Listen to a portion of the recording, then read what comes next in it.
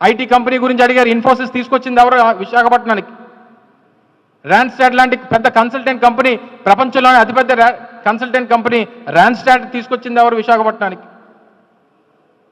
WNS ఈరోజు మీరు చెప్తా ఉన్నారు HSBC వెళ్ళిపోయిందని చెప్పి, అదే HSBC ఆ బిల్డింగ్లో WNS తీసుకొని వచ్చి 3000 మందికి ఉపాధి కల్పించింది ఎవరు ప్రభుత్వంలో చేశారు? మీకు ఇవేవి కనబడదు.